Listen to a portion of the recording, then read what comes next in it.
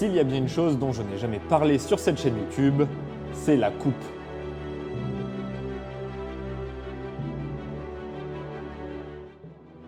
Je ne l'ai jamais fait parce que tout simplement je ne possède pas d'armes tranchantes et c'est pour ça que je me suis rendu à Dijon auprès du club de taille et des stocks.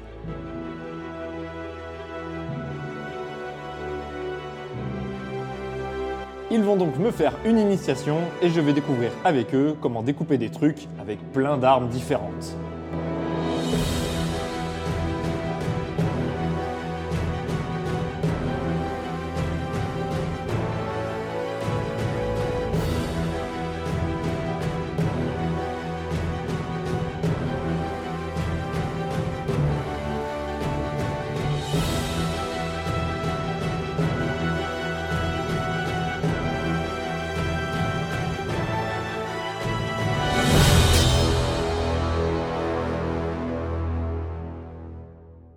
Du coup on va se mettre à faire de la coupe, donc ça se passe comment? On fait ça pour s'amuser et n'importe comment, ou il y a des petites règles à respecter quand même? On va essayer de faire ça un petit peu correctement pour que ça reste un outil de l'arsenal de la pratique des arts martiaux historiques européens. D'accord.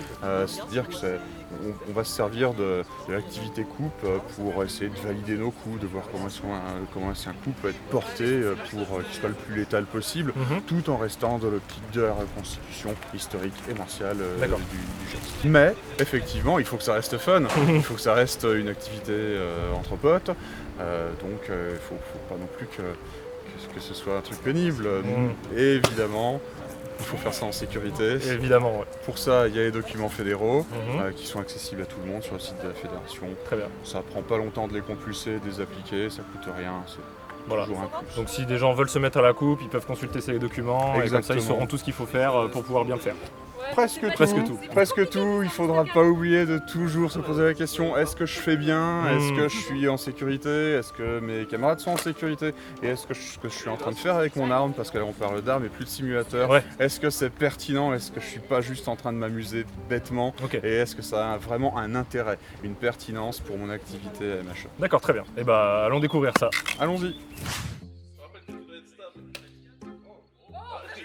Attends, bouge pas. Avant de commencer cette initiation, je leur avais demandé de me trouver des anecdotes historiques sur des témoignages de blessures suite à des coups de taille avec des épées. En termes de description de blessures, de coupes franches ou de membres tranchés, les chroniqueurs médiévaux sont assez avares en détails, mais on trouve néanmoins quelques exemples relativement parlants. Chez Olivier de la Marche, par exemple, il nous cite à un moment que les archers bourguignons, à l'aide de leurs grandes épées à deux mains, donc on est au milieu du XVe siècle, donnent des coups si puissants qu'ils coupent un homme en deux par le faux du corps, ou un bras ou une jambe selon quel coup est donné. C'est ce qu'on va trouver de plus impressionnant et de plus pratique sur un cas technique. La même figure de tranchage de bras ou de jambes, cette fois-ci pour décrire les exploits du chevalier Jacques de Lalaing qui, à l'occasion d'une sortie, fait moult apertices d'armes et se démène visiblement comme un diable, de telle manière que le chroniqueur cite cette débauche de découpe. En termes de blessures qui n'empêchent pas la poursuite du combat, un cas rapporté dans les chroniques, dans les chroniques de Bourgogne fait état d'un boucher révolté, gantois, la ville de Gand, qui, alors que les troupes du duc de Bourgogne cherchent à reconquérir ce territoire et à soumettre ses habitants, fut blessé aux deux jambes et continua de se battre tout en tenant la bannière d'une seule main et en ferraillant de l'autre. Les chevaliers bourguignons firent mention qu'ils eurent grand-peine à finalement tuer cet homme-là car il était très vaillant.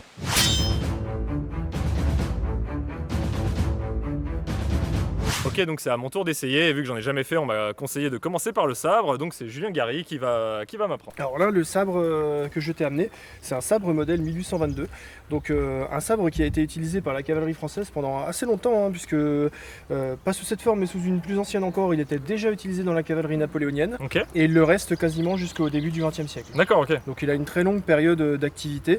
Ce type de lame comme ça, qui n'est ni tout à fait droite, ni extrêmement courbée, c'est ce qu'on appelle une lame à la Montmorillon. Montmorency, qui est surnommé un bancal, tout simplement par les soldats. Donc, Parce voilà, que c'est un petit entre-deux quoi. voilà, Ouais. c'est ça. Ceci est un bancal, donc tu le sauras en le manipulant. Les coupes, c'est pas mal de commencer avec le sabre, pour plusieurs raisons.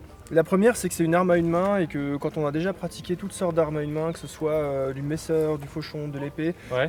on peut transposer assez facilement en fait nos gestes de taille D'accord. pour faire sa coupe. C'est pas trop difficile. Et puis le deuxième intérêt, c'est qu'on en trouve encore, tout simplement. Des sabres, on peut en trouver dans les vides-greniers, on peut en trouver chez les antiquaires, pour des prix qui sont assez raisonnables par rapport à des répliques vraiment de qualité D'accord, d'armes ok. historiques. Voilà, cela donc c'est très possible, même simplement en ayant une arme de famille qui serait restée dans un grenier, d'avoir un sabre à disposition. Pour faire de la coupe chez soi dans son garage. Voilà, exactement. Par quoi on va commencer à couper? Alors la première cible qu'on va essayer de découper en petits morceaux, ça va être un pâton d'argile. Ok. C'est pas trop dur l'argile, et en plus c'est un exercice historique, puisqu'on a des preuves, on a des gravures, des photographies de la fin du 19e siècle où on voit des cavaliers français qui s'entraînent en caserne à découper des pâtons d'argile. Ok, d'accord. Donc voilà, c'est un exercice qui est historique et Très bien. en même temps C'est plus très historique que les bouteilles de cristalline quoi. Voilà, par exemple. Ouais. Très bien. Ça commence d'être un peu court là. J'ai peur de frapper le poteau en fait. Je vais utiliser un moulinet à l'extérieur.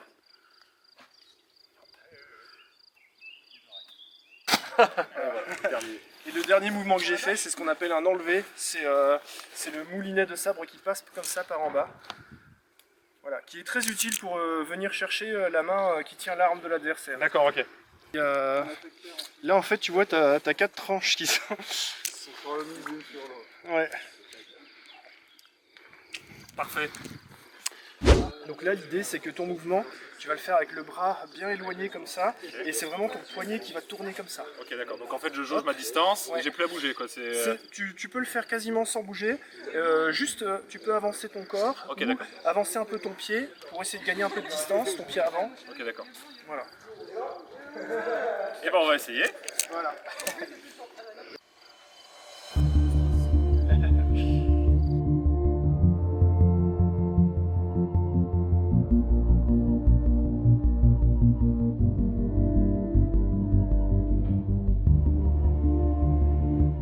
Ouais, bien, nickel. Alors tiens, regarde. Là, tu vois, on voit que tu as fait une belle coupe, parce que si on peut presque filmer là comme ça de profil, parce que c'est quand même assez droit, Ouais. c'est pas très ondulé. C'est un peu le défaut du débutant à la coupe, c'est de faire un mouvement qui va remonter un peu comme ça. D'accord, Ça ok. se voit bien en fait sur les cibles comme la glaise, parce qu'on va vraiment voir cet effet un peu coquille comme ça. Et là du coup c'est assez droit, donc t'as bien fait ta coupe. Très bien. Nickel. Bon, Ouais, la première était bien. c'est certainement la chance du débutant.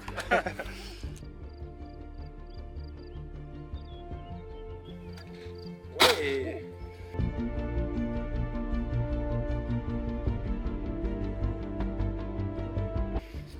Bien joué. Bien joué, bien joué. Ah, la deuxième est bien droite aussi. Hein.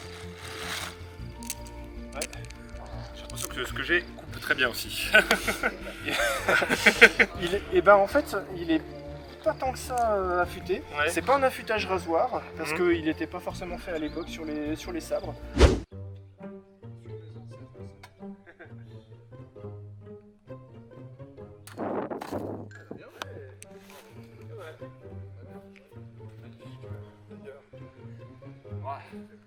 Bon bah je vais la tenter au sein. Ouais, celle-là, là, tu vois, on disait autant tout à l'heure l'argile c'était simple, autant là on est sur une couche de plastique assez épaisse qui est feuilletée, donc vas-y, fais-toi plaisir.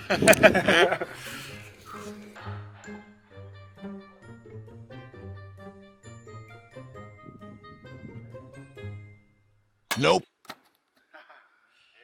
Pas du tout, ça c'est le classique. Ouais, on voit le coup, mais On voit un c'est peu même la pas rentré. cicatrice, ouais. C'est même pas rentré quoi. Ouais. En fait, pour couper ce type de bouteille, il faut vraiment une lame qui soit affûtée rasoir. Ouais. Et c'est pas le cas sur les lames historiques, hein, elles étaient rarement affûtées de cette façon-là. Alors, pourquoi je te disais tout à l'heure que même si dans les règlements on trouve un peu ces coupes horizontales comme ça, c'est parce que l'expérience des cavaliers qui ont raconté en fait leur combat, notamment les cavaliers napoléoniens, montre que c'est assez dur faire une blessure grave, de couper la tête, ce qu'on verrait bien faire avec ces mouvements horizontaux comme ça. On a notamment le témoignage d'un vétéran savoyard qui s'appelle Jean-Marie Merne. Ouais. Et lui, il a été dans le 2e chasseur et il a tout fait. Hein. La campagne d'Égypte, la Russie, il a fait absolument toutes les plus grandes campagnes, sauf Waterloo, c'est la seule auquel il n'a pas participé. Et du coup, il racontait qu'en Russie, il avait décapité quelqu'un comme ça avec un coup justement horizontal. C'était à cheval, pas à pied. Et il était surpris de l'avoir fait. Parce que c'était tellement rare en fait de le faire correctement. Ouais, c'est ça. Ils en ont parlé le soir au feu de camp avec les vétérans qui avaient fait la campagne d'Égypte en disant dis donc ça, même avec les superbes sabres des Mamelouks en Damas ou des Ottomans, même eux ils n'y arrivaient pas trop à décaviter. Par contre, on a énormément de témoignages de têtes fendues en deux, de bouts de tête coupés comme ça à la verticale, parce que, et tu t'en es rendu compte je pense en coupant, ce geste-là, il est assez instinctif. Oui, finalement, ouais, ça part vite et ça se fait bien aussi à cheval. Et du coup, on a pas mal de morceaux de tête qui tombent, voire des témoignages pendant la campagne d'Égypte justement, où avec les fameux sabres ottomans en Damas, on a carrément des cavaliers français coupés en deux dans le sens de la hauteur. Voilà. Donc la coupe verticale est plus facile à faire techniquement et du coup fait des blessures plus visuelles, plus graphiques. D'accord.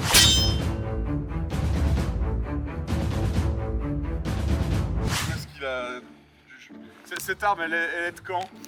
Parce que c'est une lame de Messer, et le problème c'est que le pommeau est un pommeau viking, c'est un pommeau en 2001, et donc pour frapper, ça va être absolument interdit de venir frapper comme ça, parce que là, il va avoir le pommeau qui va lui rentrer dans la main, donc c'est pas une bonne idée du tout. Donc il va falloir être plus proche, avoir... 12e siècle. 12e, 13e siècle.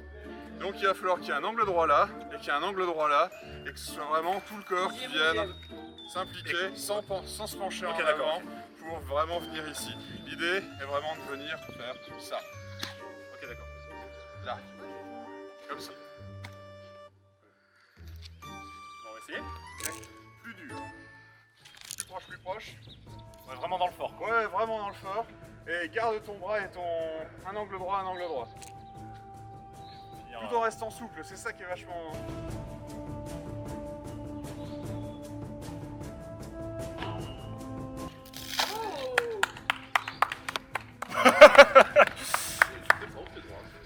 Voilà. Bon, Et synchronisation pied-cou dans la bonne distance, ça coupe tout seul. Bravo. Ok,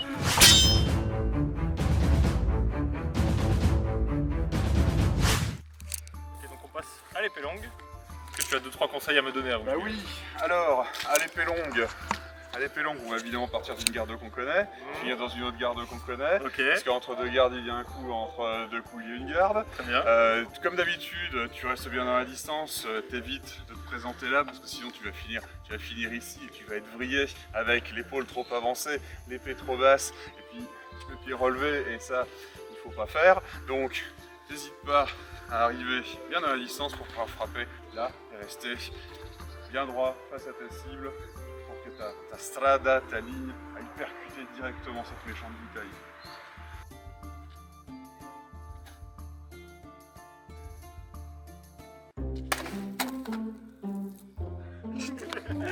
Pas du tout.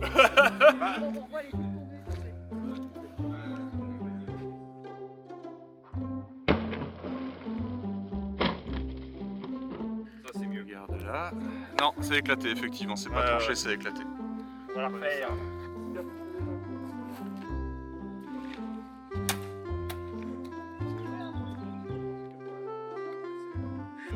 T'as coupé l'étiquette. Ouais, c'est bien déjà. C'est une bonne première étape. En bas. Voilà. Si vous voulez bien la reposer. Ok.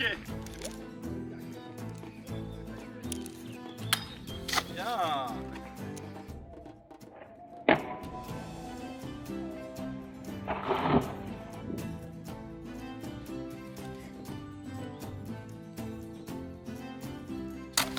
Voilà. On peut en faire un deux, Alors hélico se lève. Si tu le fais bien, Gabriel il sera fier de toi. C'est ça, c'est pour ça. Hein, Si tu rates, tu vas te cracher dessus. c'est uniquement pour ça. Génération.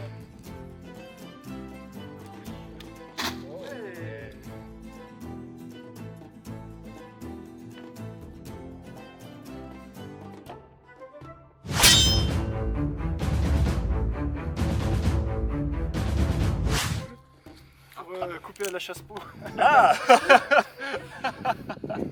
C'est magnifique.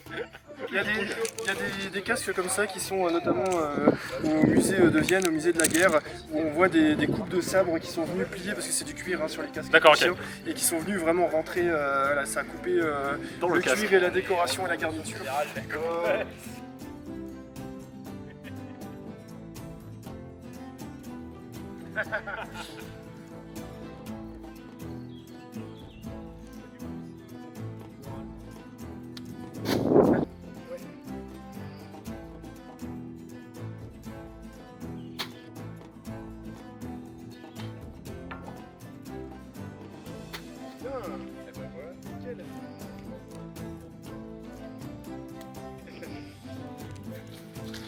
Peut-être moins en finesse que le sabre que tu peux essayer. Ah bah oui. Belle, Belle Rosalie. vraiment une belle pointe en plein dans sa mouille. Ok. Hop. Ouais, parfait. Oh. Ça me plu.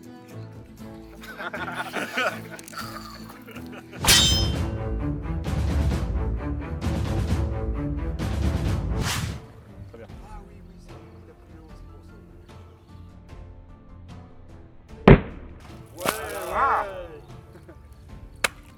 Allez, Encore. Tu peux en Nope.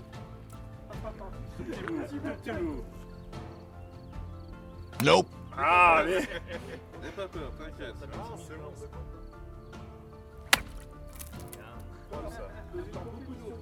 Ouais, dans une compétition, t'as gagné.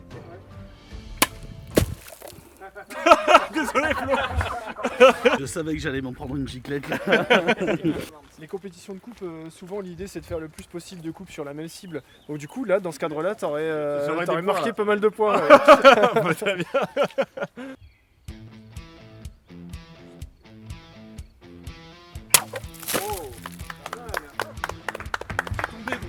Ouais, parce que quand on se penche comme ça, tu te penches et tu te mets au niveau et tu vois que c'est droit comme ça. T'as juste un petit effet, mais c'est l'arrière. Tu vois cette saleté de plastique feuilleté là, où il y a plusieurs couches. C'est ça, ouais. Regarde, il y a plusieurs couches de plastique, c'est ça qui rend difficile. Tiens, attends, tente autre chose. Tente en Ouais, arrivant. vas-y, dis-moi. Tente en arrivant. Ok, d'accord. T'arrives de loin, et tu fais vraiment sans t'arrêter, tu montes dans ta garde. Ok, d'accord.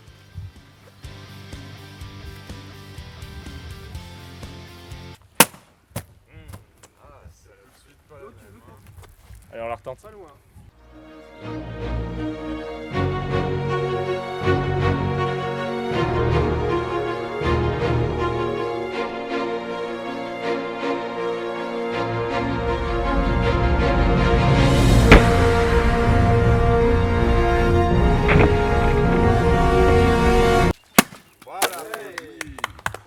Yes.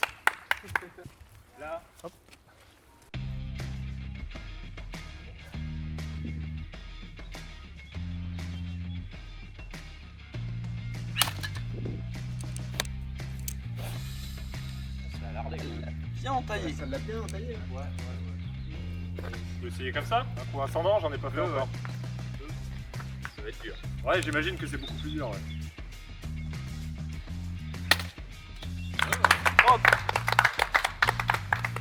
C'est ça qu'il faut faire.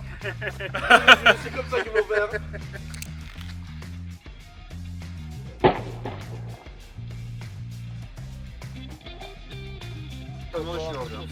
Très bien. Essaye avant, il a essaye une dos dure, essaye une entaille. Ah ouais. Eh.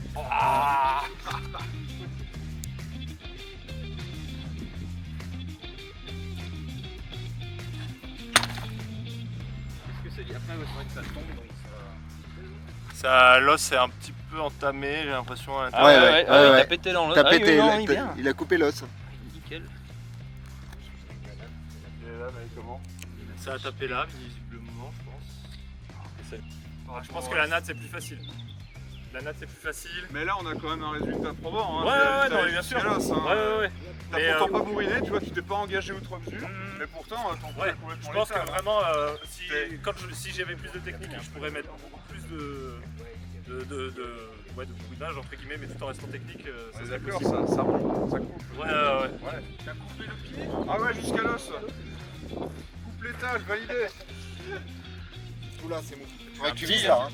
Tu fais un Tu- petit glissé, tu- hein, tu en fais fait- une grosse. En fait, t'oublies ce côté-là. Ouais, j'oublie le tibia quoi. Ouais, t'oublies le Je vise tibia. le mollet. Ici, ouais, juste ici. Et ça va rentrer. Justement, c'est ce qu'il faut pas faire. Bon, même Aline est venue juste rentre, hein, juste avec un pas même. Je pense que ça devrait aller.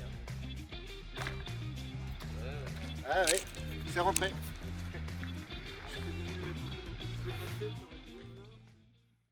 Merci à vous d'avoir regardé cette vidéo.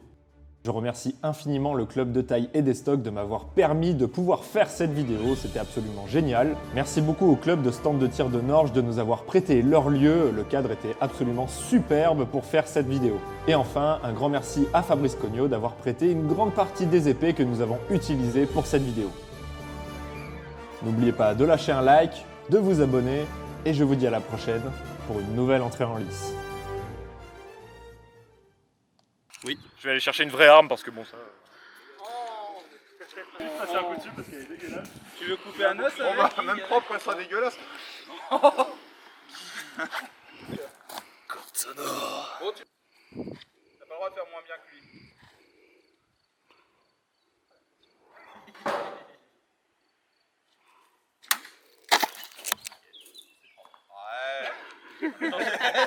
Ah ça y est, Guy il a envie de... C'est pas propre hein. Ah si.